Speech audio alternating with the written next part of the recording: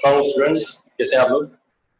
आज हमने second year physics के अंदर हमारा नेक्स्ट टॉपिक जो प्रीवियस टॉपिक था वो हम लीनियर थर्मल एक्सपेंशन और वॉल्यूमेट्रिक थर्मल एक्सपेंशन खत्म कर चुके हैं।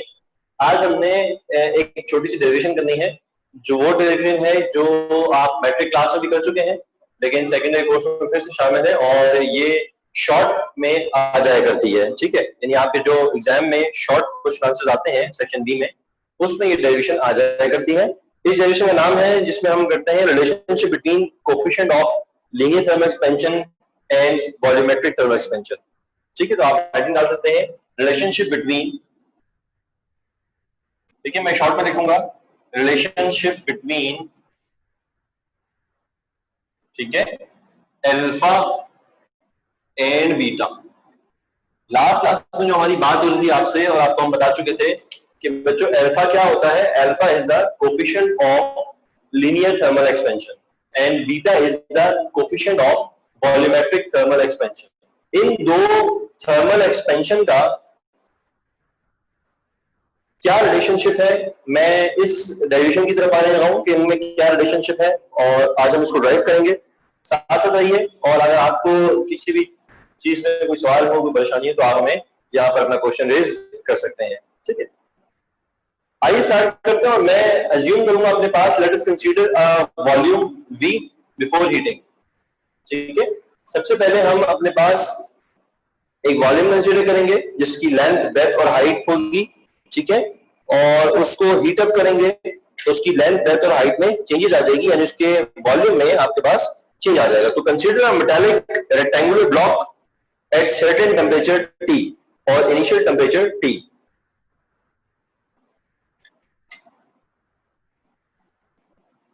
Consider a rectangular block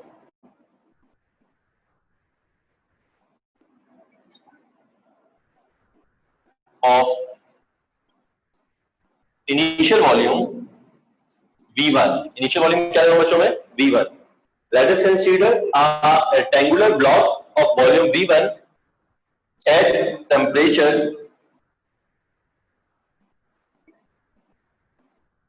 T1। T1 temperature पे मैंने, यानी बिफोर हीटिंग, T1 का मतलब है यानी टेम्परेचर है, फॉर एग्जांपल रूम टेम्परेचर है, तो उस पर एक सर्टेन ब्लॉक लिया है मैंने। ब्लॉक फॉर एग्जांपल मैं बताऊं, ये एक ब्लॉक है, रेक्टेंगुलर ब्लॉक है मेरे सामने जिसकी लेंथ, ब्रेथ और हाइट तीनों डायमेंशन है मेरे पास। इस ब्लॉक को मैं T1 पे लेके आ रहा हूं तो इसका ये इनिशियल टेम्परेचर है। फिर जब मैं इसको हीट करूंगा, यानी मैं T1 से टेम्परेचर को T2 पे लेके आऊंगा, तो जाहिर सी बात है, आप पढ़ चुके हैं पिछली क्लास में कि इसमें लीनियर थर्मल एक्सपेंशन और वॉल्यूमेट्रिक थर्मल एक्सपेंशन दोनों हो सकते हैं, क्योंकि इसमें तीन लेंथ्स हैं। किसी भी वॉल्यूम में हमारे पास अगर वॉल्यूम का फॉर्मूला मैं आपसे पूछूं तो बच्चों वॉल्यूम का फॉर्मूला होता है length into breadth into height. तो अगर किसी भी वॉल्यूम में चेंज आ रहा है ड्यू टू टेम्परेचर, तो उसकी लेंथ में भी चेंज आएगा, उसकी ब्रेथ में भी चेंज आएगा, उसकी हाइट में भी चेंज आएगा। ठीक है, तो यहां पर अगर मैं आपसे कहूं कि डायग्राम बनाए हम बिफोर हीटिंग,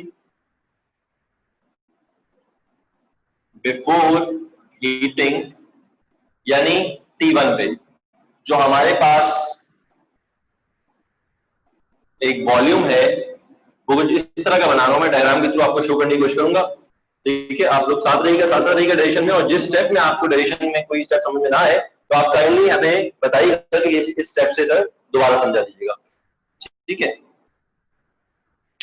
अब ये एक वॉल्यूम है मेरे पास, इस वॉल्यूम में मेरे पास लेंथ, ब्रेथ और हाइट तीनों चीजें हैं। ठीक है, ये है मेरे पास हाइट, ये है मेरे पास ब्रेथ और ये है मेरे पास लेंथ। तो आप देख सकते हैं लेंथ, ब्रेथ और हाइट, इसको मैं क्या नाम दूंगा? L1, B1, H1, क्योंकि मेरे पास ये क्या है? वॉल्यूम 1 है। ठीक है बच्चों, समझ में आ रही है बात? ये मेरे पास एक वॉल्यूम 1 है और वॉल्यूम का फॉर्मूला होता है length into breadth into height. मैंने वॉल्यूम को क्या लिया है? V1 लिया है। V1 का मतलब इनिशियल वॉल्यूम, किस टेम्परेचर पे? इनिशियल टेम्परेचर पे। तो बेटा बिफोर हीटिंग इनिशियल टेम्परेचर पे जो मेरे पास वॉल्यूम है वो V1 है। V1 का मतलब है इसकी लेंथ L1 है, ब्रेथ B1 है और हाइट इसकी H1 है। ठीक है, यहां से समझ में आ गई? इसके बाद हम ये कहेंगे कि हमने इस ब्लॉक को हीट किया है अप टिल सर्टेन टेम्परेचर। तो आप ये कह सकते हैं कि सर इनिशियली इसकी लेंथ L1, L2, L3 थी, लेकिन जब हम इसको हीट कर देंगे, let the block B heated by delta T। Delta T का मतलब है कि हम इस T के साथ के ऊपर कुछ टेम्परेचर बढ़ाएंगे, यानी T1 से हमारा टेम्परेचर हो जाएगा T2। तो मैं ये कह सकता हूं कि आफ्टर हीटिंग, क्या कह सकते हैं हम, आफ्टर हीटिंग का मतलब ये हुआ एट टेम्परेचर T2। इसकी तमाम कन्वर्टिंग्स आप नोट से देख लिख सकते हैं और आप जो है बुक से भी देख से लिख सकते हैं। आफ्टर हीटिंग मेरे पास जो वॉल्यूम नजर आया वो थोड़ा सा बढ़ गया, यानी आपके सामने जो ब्लॉक मैं बना रहा हूं इस वक्त, आप कहेंगे सर ये है कौन सा वॉल्यूम, V2, यानी हीट देने के बाद जब उसका टेम्परेचर T2 हो गया, टेम्परेचर बढ़ गया, तो उसकी जो लेंथ है वो बढ़ के L2 हो जाएगी, ब्रेथ बढ़ के V2 हो जाएगी और हाइट बढ़ के H2 हो जाएगी। ठीक है, कुछ बुक्स के अंदर अगर आप नोट्स और बुक्स फॉलो कर रहे होंगे तो कुछ बुक्स में वो क्या करता है, इनिशियल वॉल्यूम को V कहता है, V1 नहीं कहता, V कहता है, इसको L, B और H कहता है। जब वो कहता है हमने टेम्परेचर दिया तो जो वॉल्यूम हो गया वो V बार हो गया, जब V बार होगा तो ये L बार, B बार और H बार बन जाएगा। लेकिन मैं अपने पास जो हम डायरेक्शन कर रहे हैं बोर्ड के ऊपर आपको समझाने के लिए, उसमें मैं V और V बार नहीं ले रहा, मैं दे रहा हूँ V1 एंड V2। सिंपल हम करते हैं डायरेक्शन को, V1 is the volume before heating, it means at T1 temperature, and V2 is the volume at T2, it means after heating the volume of the object or the rectangular block become V2। ठीक है, तो मैं mention भी कर देता हूं कि इस वक्त हमारा जो वॉल्यूम हो जाएगा वो V2 हो जाएगा। ठीक है, it is the final volume upon heating. अब हम डेरिवेशन का आगाज करेंगे। ठीक है, ये हमने तमाम पर कंसीडरेशन कर ली। कंसीडर किया हमने एक ब्लॉक, कौन सा ब्लॉक, रेक्टेंगुलर ब्लॉक, जिसका initial temperature, initial volume V1 था एट टेम्परेचर T1, और जब हमने उसको हीट किया T2 तो उसका वॉल्यूम V2 हो गया, which is L2 multiply bye V2 multiply by H2। ठीक है, अब हम अपनी डेरिवेशन को स्टार्ट करेंगे और स्टार्ट ऐसे करेंगे कि हम लिखेंगे before heating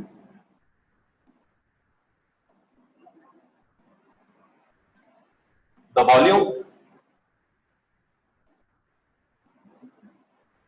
is given as, before heating the volume is given as, क्या होगा वॉल्यूम, V1 बराबर होगा L1 B1 and H1। इसको कह देंगे आप equation number 1।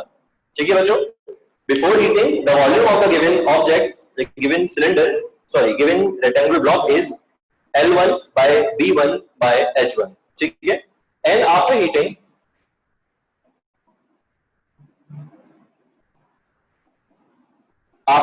the volume is given as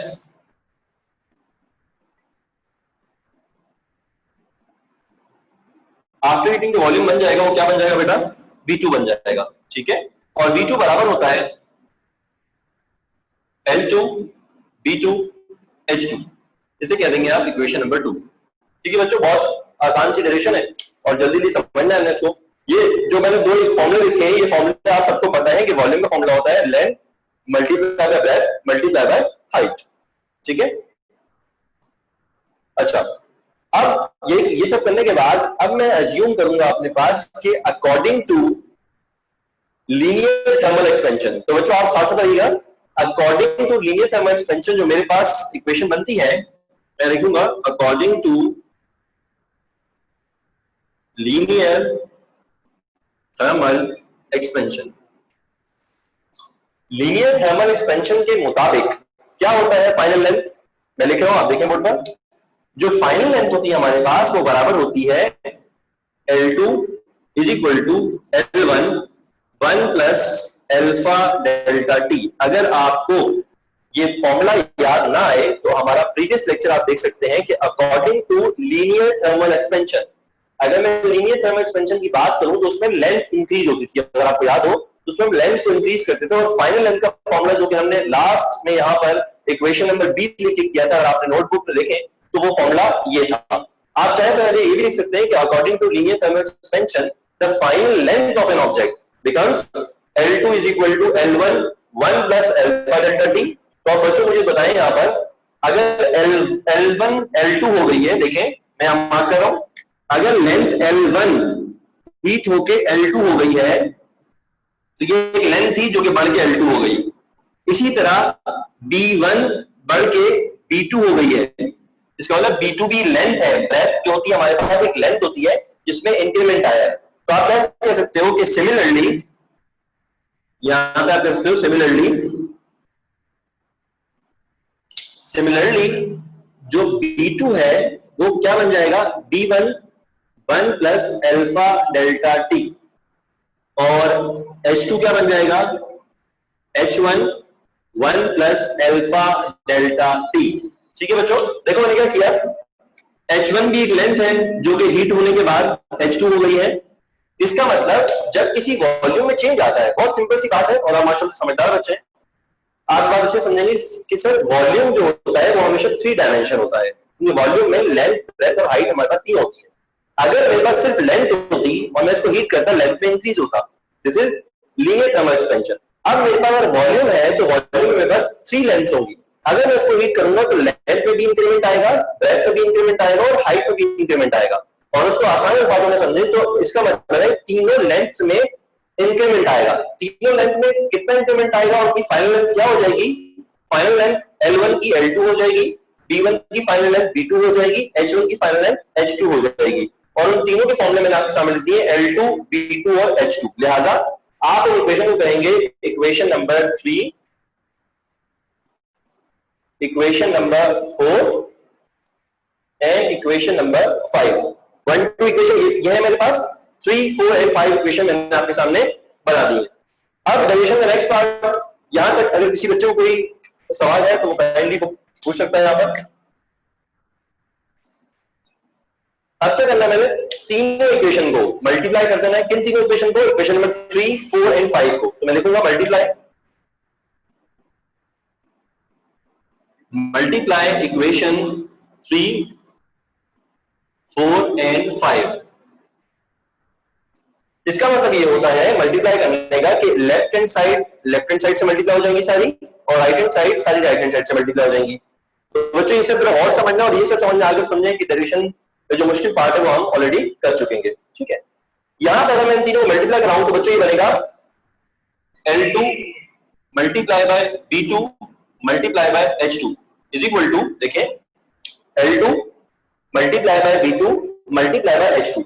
ठीक है, इसको मल्टीप्लाई करवाने जा रहे हैं हम L1 1 plus alpha delta T multiply by B1 1 plus alpha delta T multiply by H1 1 plus alpha delta T. जब आप इन सबको मल्टीप्लाई कराओगे तो आपके पास कुछ ये एक्सप्रेशन बन जाएगी, देखें जरा बोर्ड पर, ये बन जाएगा L1 into B1 into H1। देखिए L1 into B1 into H1 और 3 टाइम्स का मतलब है 1 plus alpha delta T multiply by 1 plus alpha delta T multiply by 1 plus alpha delta T. तो क्या बन जाएगा बच्चों, ये बन जाएगा 1 प्लस अल्फा डेल्टा टी का होल क्यूब। नजर आ रहा है आप लोगों को, मैंने लेफ्ट हैंड साइड और राइट साइड को मल्टीप्लाई कर दिया। जिस बच्चे को स्टेप में इशू हो वो काइंडली पूछ सकता है। सिर्फ हमने क्या किया, लेफ्ट हैंड साइड को मल्टीप्लाई करवाया पहले L2 B2 H2, तो लेफ्ट हैंड साइड पे क्या आ गया L2 B2 H2। देन हमने राइट हैंड साइड को मल्टीप्लाई करवाया, तो राइट हैंड साइड में आप देखेंगे L1 sorry 1 plus alpha delta T 3 दफा है हमारे पास, तो 3 दफा मल्टीप्लाई होगा। जब भी कोई ब्रैकेट 3 दफा मल्टीप्लाई होता है तो उसकी पावर बढ़ जाती है और पावर हमारे पास क्यूब आ चुका है। ठीक हो गया, जिसके इसके बाद यहां पर आप देखिए L1 B1 H1 मल्टीप्लाई होकर यहां पर L1 B1 H1 आ गया है। ठीक है, यहां तक क्लियर आप लोगों को। अब क्या करेंगे हम, अब हम ये देखेंगे जो हमने फर्स्ट, आप बोलेंगे कि सर आपने इन तीनों इक्वेशन को मल्टीप्लाई किया तो आपने फर्स्ट इक्वेशन और सेकंड इक्वेशन क्यों बनाई थी। तो बेटा देखो अब आपको काम आएगी फर्स्ट और सेकंड इक्वेशन। आप ये देखेंगे जो आपने लेफ्ट हैंड साइड पे बनी हुई चीज वो क्या है, B2 L2 B2 H2। तो आप कहेंगे अकॉर्डिंग टू इक्वेशन नंबर 2 जो L2 B2 H2 है वो हमारे पास वॉल्यूम नंबर 2 है, यानी फाइनल वॉल्यूम है। ठीक है, और जो हमारे पास राइट हैंड साइड पे वैल्यू बनी है L1 B1 H1 वो हमारे पास क्या है, इनिशियल वॉल्यूम है व्हिच इज V1। तो आप कहेंगे फ्रॉम इक्वेशन 1 या बाय यूजिंग इक्वेशन 1 को यूज करते हुए, sorry 1 and 2, from equation 1 and 2, equation 1 और 2 को यूज करते हुए आप कहेंगे जो हमारी ये इक्वेशन है बन जाएगी V2 is equal to V1 1 plus alpha delta T का होल क्यूब। यहां तक सबको समझ में आ गई बात। अब आप जरा बोर्ड पे पूरे गौर करें, मैंने कहीं भी वॉल्यूमेट्रिक एक्सपेंशन से काम नहीं दिया। मैंने अभी तक सिर्फ और सिर्फ लीनियर एक्सपेंशन से मैंने 3 इक्वेशन बनाई और उनको मल्टीप्लाई कर दिया। अभी तक मेरे पास वॉल्यूमेट्रिक एक्सपेंशन का काम नहीं आया, उसको मैं भी लेके आऊंगा। अच्छा, इस स्टेप के बाद फर्दर क्या करना है, हमने a प्लस b के होल क्यूब का फॉर्मूला यहाँ पर खोल देना है। जिन बच्चों को a प्लस बी के फॉर्म a प्लस बी के क्यूब का फॉर्मूला होल क्यूब का फॉर्मूला याद है तो वेल एंड गुड, जिनको नहीं याद है उनके लिए मैं बोर्ड पे लिख रहा हूं ताकि उनको जो है याद हो जाए फॉर्मूला। ये देखें बच्चों, इस इक्वेशन में जो 1 प्लस अल्फा डेल्टा टी लिखा हुआ है, ये बेसिकली 1 जो है वो मेरा a है और अल्फा डेल्टा टी पूरा मेरा जो है वो b है और a प्लस b का होल क्यूब। तो मैं फॉर्मूला यूज करूंगा बाय यूजिंग फॉर्मूला। फॉर्मूला क्या है मेरे पास, a प्लस b का होल क्यूब, ठीक है। और इस फॉर्मूले का जो एक्सपेंड करेंगे आप, उसको फॉर्मूला बनेगा a क्यूब, और गौर से समझिएगा इस बात को, mine plus 3a square b plus 3ab square plus b का क्यूब। तो आपने देखा फॉर्मूला कंप्लीट लिखा मैंने यहाँ पर, a cube plus 3a square b plus 3ab square and आखिर में है हमारे पास b क्यूब। तो ये बच्चों मेरे पास फॉर्मूला है जो कि आपने याद रखना है जब भी आप इसको एक्सपेंड करेंगे। ये क्यूब का फॉर्मूला है और अब मैं अपनी ऊपर वाली इक्वेशन पे क्यूब का फॉर्मूला खोल रहा हूं। तो आप देखें, जैसे ही फॉर्मूला खोलूंगा तो मेरे पास क्या बन जाएगा, v2 is equal to v1। मैं इसको थोड़ा सा बड़े ब्रैकेट में लिख रहा हूं, इसको मैंने स्क्वायर ब्रैकेट बनाया ताकि आपको एक चीज समझ में आ सके मैंने किस किस तरह से किसका स्क्वायर किया है। मेरा a क्या है बच्चों, मेरा a है 1, तो यहाँ पे a का क्यूब, तो मैं किसका क्यूब करूंगा, 1 का क्यूब, ठीक है, प्लस प्लस 3 a का स्क्वायर यानी 1 का स्क्वायर, ठीक है बच्चों। मैं फॉर्मूला साथ साथ लेके चल रहा हूं, आप भी साथ साथ चले मेरे। 3a square multiply by b क्या बेटा, अल्फा डेल्टा टी, ये हो गया मेरे पास b। अब तक मैंने क्या लिखा, a cube plus 3a square b, इसके बाद आएगा प्लस 3ab स्क्वायर, तो a में क्या आएगा 1 और b के स्क्वायर में आएगा अल्फा डेल्टा टी का स्क्वायर और आखिर में है b क्यूब, तो b है मेरा अल्फा डेल्टा टी का होल क्यूब और ब्रैकेट क्लोज।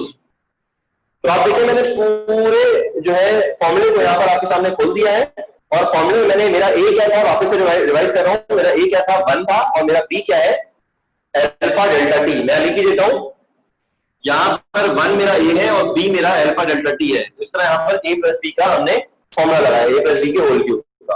अब फॉर्मूला खोलने के बाद आप जरा गौर से देखें तो अल्फा की जो वैल्यू होती है बच्चों, गौर से मेरा समझना है आपने, अल्फा की जो वैल्यू होती है, मैंने लास्ट क्लास में बताया था, alpha is the coefficient of linear thermal expansion. इसकी वैल्यू अगर आप बुक में फोकस कर रहे हैं, जिनके पास बुक्स हैं, तो बुक्स के पहले जो है 5 से 6 सफों पर, पेजेस पर आपको अल्फा का पूरा चार्ट मिल जाएगा, जिसमें आपको कॉपर के अल्फा की वैल्यू, जिंक के अल्फा की वैल्यू, ब्रास के अल्फा की वैल्यू मिलेगी। उसमें जाके देखिए आप जो अल्फा की वैल्यूज होती है बहुत छोटी होती है। बहुत छोटी से मतलब वो क्या होता है, -8 पावर है, -5 पावर है, -6 पावर है, इस तरह की पावर है। फॉर एग्जांपल मैं एग्जांपल दूं आपको कि 1.3 या 1.10 की पावर -5 केल्विन इनवर्स, मैं कहूं आपसे अल्फा ये रहा। तो आप देखिए अल्फा की वैल्यू ऑलरेडी -5 है। अगर मैं इसका स्क्वायर करता हूं अल्फा का, तो इधर भी स्क्वायर करना पड़ेगा। जब इधर स्क्वायर करूंगा तो 1.1 मल्टीप्लाई बाय 10 की पावर -10 हो जाएगी, ठीक है। और -10 का मतलब वैल्यू बहुत ज्यादा छोटी हो गई, इतनी छोटी हो गई कि उसका इफेक्ट नेग्लिजिबल हो गया, ठीक है। इसका मतलब है कि अल्फा की जहां जहां हायर पावर आ रही होगी, जहां जहां स्क्वायर या स्क्वायर से ज्यादा पावर आ रही होगी, मैं उसे अपनी इक्वेशन में नेग्लेक्ट करवा दूंगा, ठीक है बच्चों। तो इसलिए आप लिख भी सकते हो neglecting higher power square and higher power of alpha. लिख रहा हूं यहां पर neglecting higher power of alpha, ठीक है। अल्फा की हायर पावर्स को अगर आप नेग्लेक्ट करेंगे तो इक्वेशन का जो फेज आपके सामने आएगा वो ये आएगा v2 is equal to v1। देखते जाएं, 1 का क्यूब 1, ठीक है बच्चों, 1 का स्क्वायर 1 3 जा 3, तो ये बन जाएगा 3 अल्फा डेल्टा टी, ठीक है। और बंद हो जाएगा, चूंकि ये टर्म पूरी 0 के बराबर हो जाएगी, नेग्लेक्ट हो जाएगी, ये वाली टर्म पूरी नेग्लेक्ट हो जाएगी, ये वाली टर्म पूरी नेग्लेक्ट हो जाएगी। वजह क्या है इसकी कि दोनों में अल्फा की हायर पावर आ रही है, यानी क्यूब और स्क्वायर आ रहा है। तो देखिए हमारे पास फॉर्मूला बहुत मुश्किल लगेगा आपको, लेकिन जब ये एक्सप्रेशन आई है वो बहुत आसान सी एक्सप्रेशन है, आपके सामने मैं लिख चुका हूं। और इस एक्सप्रेशन को आपने कहना है इक्वेशन नंबर 6 भी कह सकते हैं और ए भी कह सकते हैं। ये आपकी मेन इक्वेशन है फिलहाल। अब तक जो सॉल्व किया मैंने उसे ये बना दिया, ठीक है। अब तक जो मैंने सॉल्व किया, V2 is equal to V1 1 plus 3 alpha delta T. यहां तक बात समझ में सबको आ रही होगी मेरे ख्याल से, ठीक है। ये 3 कहां से आया, 3 अल्फा डेल्टा टी, ये यहां से आया, 3 1 जा 3 multiply by alpha delta T becomes 3 alpha delta T, ठीक है बच्चों। अब मैं और आगे की तरफ जा रहा हूं, अब मैं स्टार्ट करूंगा और कहूंगा कि according to volumetric thermal expansion. अब तक मैं क्या बात कर रहा था, अब तक मैंने सिर्फ बात की थी according to linear thermal expansion. अब मैं लेके आ रहा हूं वॉल्यूमेट्रिक थर्मल एक्सपेंशन का फॉर्मूला, जो कि हमने लास्ट क्लास में पढ़ा था।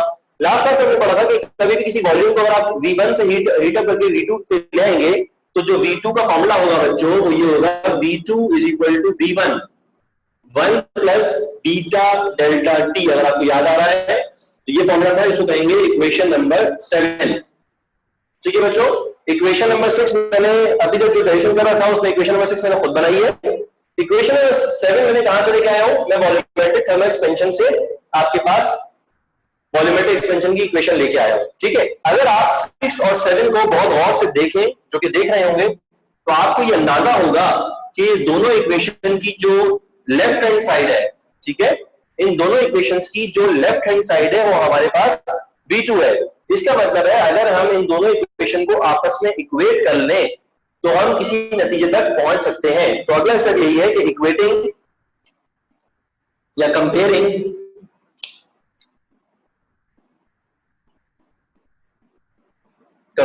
इक्वेशन 6 एंड 7, ठीक है। 6 और 7 इक्वेशन को कंपेयर करवाना है, तो जैसे ही बेटा कंपेयर करवाएंगे तो आप देख सकते हैं कि क्या बन जाएगा मेरे पास ये बन जाएगा V1 beta V1 1 plus beta delta T बराबर हो जाएगा V1 1 plus 3 alpha delta T. समझना है इस बात को आपने। मैंने क्या किया, 7 इक्वेशन के राइट पार्ट को, राइट हैंड साइड को 6 इक्वेशन के राइट हैंड साइड के बराबर कर दिया। वजह इसकी है कि इनके दोनों के लेफ्ट हैंड साइड आपस में बराबर थे, जो कि V2 है मेरे पास, ठीक है। यहां से समझ में आ रही है बच्चों आपको। अब आप देखिए खुद ब खुद यहां V1 से V1 कट जाएगा, क्योंकि अगर आप इस V1 को नीचे डिवाइड में ले जाए या इस V1 को नीचे डिवाइड में ले जाए, ये कैंसिल आउट हो जाएगा, ठीक है। सिर्फ क्या बच जाएगा मेरे पास, मेरे पास बच जाएगा 1 plus beta delta T is equal to 1 plus 3 alpha delta T.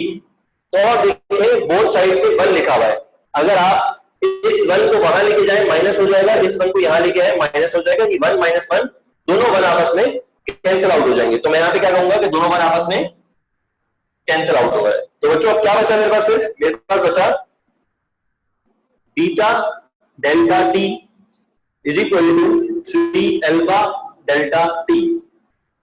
अब आप बताएं दोनों तरफ right hand side left hand side में डेल्टा टी कॉमन है, और ये डेल्टा टी अगर वहां जाएगा तो इस डेल्टा टी से कैंसिल आउट हो जाएगा, ये डेल्टा टी अगर यहां आएगा तो इस डेल्टा टी से कैंसिल आउट हो जाएगा। तो मैं दोनों तरफ डेल्टा टी को कैंसिल आउट करता हूं, तो मेरे पास आप देख सकते हैं डेरिवेशन इख्तिताम हो गई, डेरिवेशन का इख्तिताम हो चुका है, और एक आंसर आया है मेरे पास which is beta is equal to 3 alpha. और मैं अपनी आज की डेरिवेशन में यही ड्राइव करने की कोशिश कर रहा था। अब आप देखिए मेरे आंसर को, ये जो आंसर है हमारा एक्सप्रेशन आई है, रिलेशन आया है। अब आप इसको देखें और टॉपिक का नाम पढ़ें, तो टॉपिक पर हमने क्या निकालना था, relationship between alpha and beta, और हम अपने जो आखिरी नतीजे में पहुंचे हैं वो relationship between alpha and beta की तरफ ही पहुंचे हैं, ठीक है। आप देख सकते हैं बीटा यानी coefficient of volumetric thermal expansion will always be equal to 3 times of the coefficient of linear thermal expansion, ठीक है। यानी इसका मतलब ये हुआ, अगर आप इसको फिजिकल समझना चाहें बच्चों तो फिजिकली आपको मैं समझाऊंगा। शुरू में आपसे कहता कोई भी लेंथ होगी तो उसका लीनियर थर्मल एक्सपेंशन होगा, और लेंथ जब इंक्रीज होती है उसका एक अल्फा होता है, ठीक है। जब लेंथ इंक्रीज होगी उसका एक अल्फा होगा। लेकिन जब वॉल्यूम इंक्रीज होता है बच्चों तो वॉल्यूम में लेंथ भी होती है, ब्रेथ भी होती है और हाइट भी होती है। इसी तरह अगर मैं कहूं लेंथ का अपना एक अल्फा है, ब्रेथ का एक अल्फा है और हाइट का एक अल्फा है, जब तीनों के अल्फा को प्लस करोगे, जब तीनों के अल्फा को हम प्लस करेंगे, alpha of length, alpha of breadth and alpha of height, तो 3 अल्फा प्लस होकर पूरा वॉल्यूम इंक्रीज होगा। इसका मतलब है जब 3 अल्फा को आप 3 टाइम्स अल्फा करेंगे तो आपके पास जो कोफिशिएंट आएगा वो बीटा कोफिशिएंट आएगा, and beta is the volumetric thermal expansion coefficient. ठीक है, coefficient of volumetric thermal expansion. ठीक है बच्चों, यहां तक मेरे ख्याल से आपको बात समझ में आ गई होगी। और यही वजह है कि हमारी बुक के अंदर जो चार्ट दिया गया बच्चों, उस चार्ट में सिर्फ अल्फा की वैल्यूज हैं, उसमें बीटा की वैल्यूज नहीं है। चूंकि हम टीचर को पता है, एग्जामिनर को पता है कि बच्चे को अगर अल्फा की वैल्यू दे दी जाए और सवाल आपको वॉल्यूमेट्रिक एक्सपेंशन का दिया जाएगा तो आप अल्फा की वैल्यू को 3 से मल्टीप्लाई कर लेंगे। ठीक है, फॉर एग्जांपल न्यूमेरिकल में बहुत दफा करता है एग्जामिनर, न्यूमेरिकल में वो सवाल होता है वॉल्यूमेट्रिक थर्मल एक्सपेंशन का, लेकिन जब डेटा में उसको सिर्फ अल्फा दिया जाता है तो बच्चा ये खुद समझ जाता है कि मैंने अल्फा को 3 से मल्टीप्लाई करना है, इसी तरह मेरे पास बीटा आएगा और बीटा को मैंने अपने न्यूमेरिकल में यूज करना है। तो इसीलिए ये आज का टॉपिक था, ये हमने मुकम्मल कर लिया है। किसी बच्चे को कोई सवाल है तो काइंडली वो चैट बॉक्स में रेज कर सकता है अपना सवाल, और जिस स्टेप में जिसको इशू है वो स्टेप भी फॉलो कर सकता है कि सर इक्वेशन नंबर 3 समझा दें, 4 समझा दें या 7 समझा दें। ठीक है, जो भी आप कहेंगे वो आपको समझा दी जाएगी। इस टॉपिक के बाद मैं चलूंगा नेक्स्ट टॉपिक की तरफ, जो कि है हमारे पास बायोमेटालिक स्ट्रिप का। ठीक है, हम जाएंगे बायोमेटालिक स्ट्रिप के टॉपिक पे और उसको खत्म करने की कोशिश करेंगे।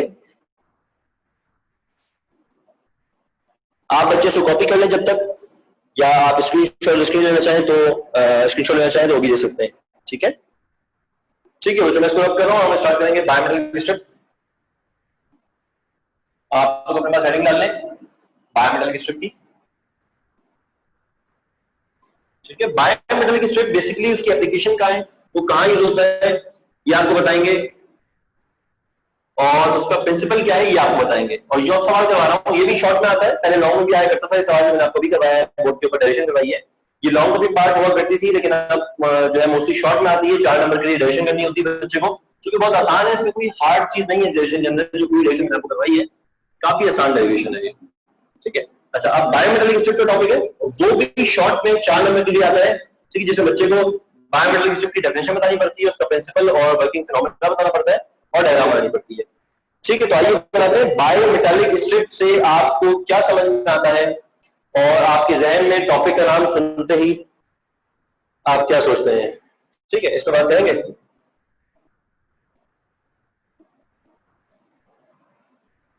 बायोमेटालिक स्ट्रिप, मैं इसको बताया इसलिए नहीं बताऊंगा कि आपने पेपर में क्या हेडिंग डालनी है, क्यों डालनी है, कैसे डालनी है। हम इसको ऐसे पढ़ेंगे कि बायोमेटालिक स्ट्रिप बेसिकली होता क्या है, हमने समझना है इसका कॉन्सेप्ट कि क्या होती है, क्यों यूज होती है, और क्या प्रिंसिपल है इनका, ये मैंने पढ़ाना है आपको। बायोमेटालिक का मतलब है बेटा 2 मेटल्स इसमें आप ज्वाइन करेंगे, और 2 मेटल को की जो सेम लेंथ होगी, 2 मेटल्स की सेम लेंथ होगी, उन सेम लेंथ के मेटल्स को आप आपस में रिवेट कर देंगे। रिवेट का मतलब होता है इसको आपस में बहुत ज्यादा जो है जोड़ देना, किसी ऐसी चीज से बाइंड कर देना कि आपस में दूसरे के ऊपर ये मूव ना कर सके। ठीक है, एक मेटल ये रहा, ऊपर दूसरा मेटल है। ठीक है, नीचे जो है वो दूसरा मेटल है, कोई भी हो सकता है। इसका फिनोमेना समझाना है मैंने आपको, फिनोमेना क्या है इसका। ठीक है, क्या होता है इसमें और क्यों होता है ये बात बतानी है मैंने आपको। एक जो आपकी बुक में एग्जाम्पल लिखी है, मोस्टली जो है टॉपिक के अंदर इसमें जो एग्जाम्पल जाती है वो ब्रास की और इनवार्स स्टील की ली जाती है। ठीक है, तो मैं वही एग्जाम्पल आपके सामने रखा हूं। ठीक है, एक ब्रास है हमारे पास और एक जो है इनवार्स स्टील है हमारे पास, मैं मेंशन कर रहा हूं ब्रास, और ये जो बना हुआ है वो इनवार्स स्टील का बना। इनवार्स स्टील बेसिकली एलॉय होता है। ठीक है, स्टील आपको पता है स्टील भी एक एलॉय है, और इनवार्स स्टील जो एलॉय है आपके पास उसमें निकल भी होता है और स्टील भी शामिल होता है। ठीक है, अच्छा, हमने ये सब नहीं पढ़ना कि इसमें क्या क्या शामिल होता है, हमें पढ़ना है कि यार 2 मेटल्स हैं, एक ब्रास लगाया गया, एक इनवार्स स्टील लगाया गया है, और दोनों को रिवेट कर दिया गया है, यानी साथ लगा दिया गया है, इनकी लेंथ एक ही है। ठीक है बच्चों, अब अगर मैं आपसे पूछता हूं कि इसको अगर मैं हीट करूंगा, बायोमेटालिक स्ट्रिप, देखो बायोमेटालिक मतलब 2 metallic, bio means 2, metallic means 2 metal लगाएंगे, इनकी स्ट्रिप बना दी, मैंने स्ट्रिप बना दी। ठीक है, सबसे पहले आपको बताएं बायोमेटालिक स्ट्रिप होता क्या है, जिसमें 2 मेटल्स को आप जोड़ते हैं, रिपीट करते हैं एक साथ आप आपस में। फिर उसका प्रिंसिपल क्या है, उसको हीट करने पे हमें क्या देखने को मिलता है, वर्किंग क्या है, ये सब बताएंगे, और फिर उसकी एप्लीकेशन बताएंगे आपको। देखिए बच्चों, जब आप इसको हीट करोगे, सपोज करें मैं यहां से इसको हीट कर रहा हूं, ये मैं इसको हीट कर रहा हूं, जब मैं इसको हीट करूंगा, या दोनों को साथ हीट कर, दोनों साथ ही एक साथ रिलेटेड है, जब मैं इसको हीट करूंगा तो आपके मुताबिक ये यूं होना चाहिए, यानी जो आप लोगों ने अब तक पढ़ा है बच्चों को ये पढ़ा है कि जब भी किसी लेंथ को हीट करेंगे उसकी लेंथ बढ़ जाएगी। ठीक है, आपने ये पढ़ा है कि जब भी फॉर एग्जांपल ये एक लेंथ है और इसको जब बढ़ाएंगे यानी हीट करेंगे तो उसकी लेंथ आपस में यहां से इंक्रीज हो जाएगी। यहां पे क्या होगा, अगर मैं एक बायोमेट्रिक स्ट्रिप को हीट अप कर रहा हूं तो यहां पर क्या फिनोमेना होगा, कैसे ये वर्क करेगा, क्या ये पूरा बढ़ जाएगा या नहीं बढ़ेगा, सवाल ये मेरा। अगर आप कहते हैं बढ़ जाएगा, चूंकि आप सभी कहेंगे सर लीनियर फिल्म एक्सपेंशन में आपने नहीं समझाया था कि सर इसको हीट करेंगे तो ये बढ़ जाएगा।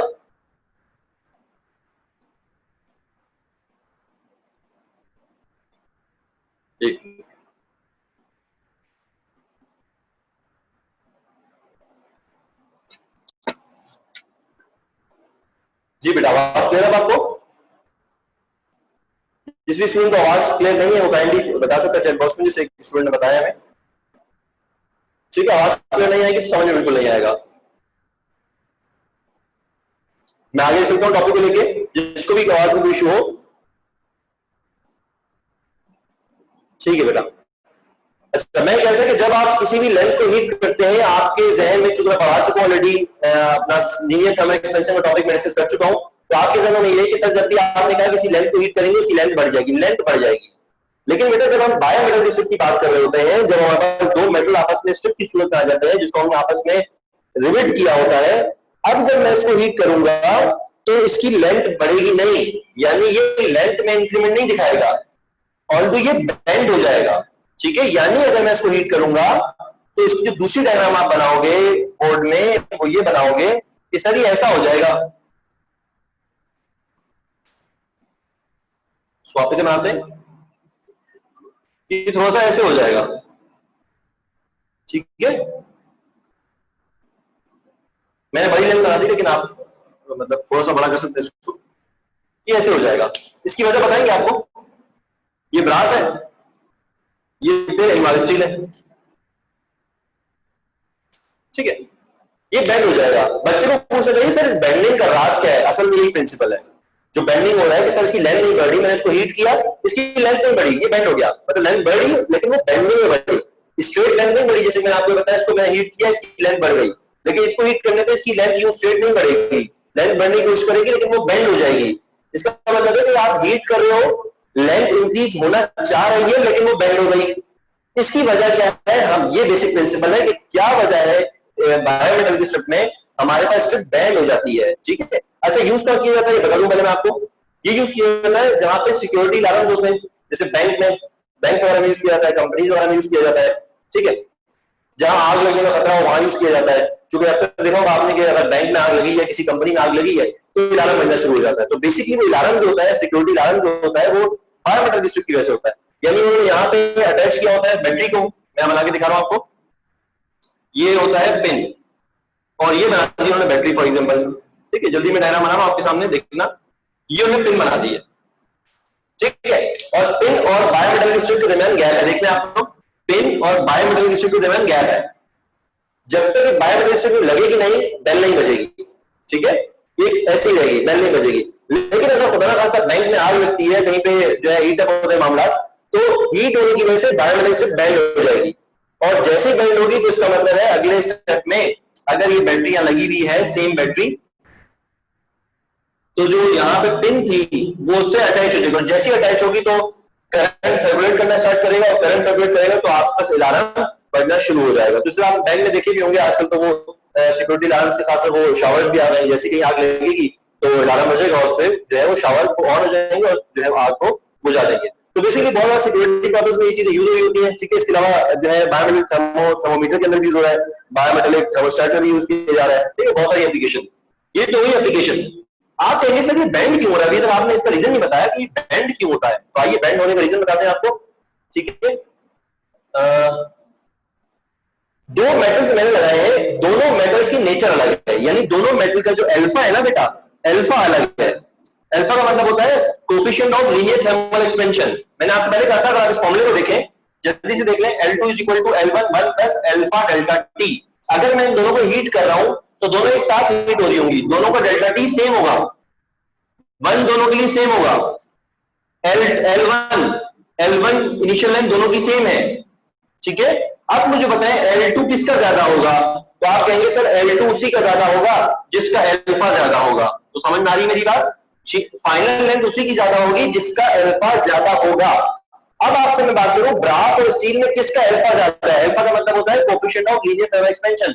जिसका अल्फा ज्यादा होगा वो ज्यादा तेजी से आगे बढ़ने की कोशिश करेगा। तो देखिए ये मेरा हाथ जो राइट हैंड है मेरा, ये ब्रास है और ये हमारी स्टील है। अगर ये हीटर करूंगा तो ब्रास बढ़ने की कोशिश करेगा, आगे जाने की कोशिश करेगा, जबकि हमारी स्टील उसको पीछे रोकने की कोशिश करेगा और उसी अवस्था में वो बेंड हो जाएगा। इसका मतलब है जो बेंडिंग होती है वो due to the difference between the coefficient of linear thermal expansion होती है। इन दोनों में कोई ना कोई डिफरेंस होता है जिसकी वजह से हमारे पास ये बेंडिंग का फिनोमेना होता है। ठीक है बच्चों, मैंने आपको प्रिंसिपल बता दिया, रीजन बता दिया। आज की क्लास यही रखेंगे हम इंशाल्लाह, जो टाइम हमारा खत्म हो चुका है और आपसे नेक्स्ट क्लास में मिलेंगे, इसी टॉपिक को रिवाइज करेंगे और अपना नेक्स्ट टॉपिक भी खत्म करेंगे अगली क्लास में।